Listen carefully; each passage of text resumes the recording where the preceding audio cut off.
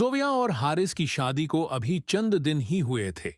दोनों ने एक पुराना विक्टोरियन तर्ज का खूबसूरत घर खरीदा, जो हैरत अंगेज तौर पर कम कीमत पर उन्हें मिला था।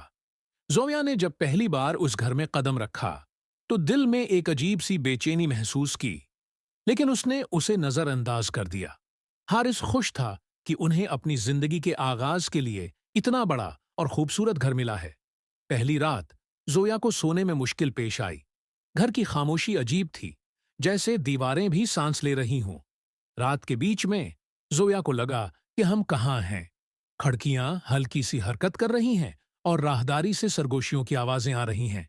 ये हुआ की वजह से होगा, हारिस ने हुंसते हुए कहा और उसे तसल्ली दी। लेकिन जोया की हुआ की वजह से होगा। बेचैनी बढ़ती जा रही थी। अगली रात जोया को लगा जैसे दीवारों से धड़कन की आवाज आ रही हो। वो खौफजदा हो गई। हारिस ने दीवार के करीब जाकर कान लगाया और उसका चेहरा हो गई फिक हो गया। ये दिल की धड़कन जैसी आवाज है, इसने धीमी आवाज में कहा। दोनों के दिल में खौफ ने जगह बना ली थी। कमरे के दरवाजे खुद ब खुद खुलने और बंद होने लगे और छत से कदमों की आवाजें आने लगे। जब बात हद से बढ़ गई तो दोनों ने एक आमिल को बुलाया। आमिल ने घर की हालत देखकर कहा, यह जगह जिंदा है, ये आपके खौफ और जज्बात हैं से अपनी तवानाई हासिल करता है। अगर आप यहां ज्यादा दिन रहे तो ये आपको भी अपना हिस्सा बना लेगा।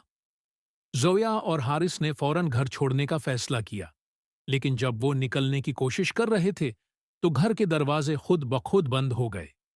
दीवारें सकड़ने लगें और कमरे की फजा में एक भयानक हंसी गूंजने लगी।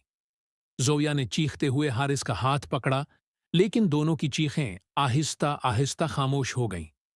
सुबह के वक्त घर बाहर से पुरस्कून दिखाई दे रहा था, जैसे कुछ हुआ ही ना हो। लेकिन जो कोई करीब से देखता तो खिड़कियों में दो धुंधले साए दिखाई देते, जैसे कोई अंदर हमेशा के लिए कैद हो चुका हो। जोया और हारिस का वजूद अब उस घर का हिस्सा बन चुका था और घर फिर से अपने अगले शिकार का इंतजार करने लगा।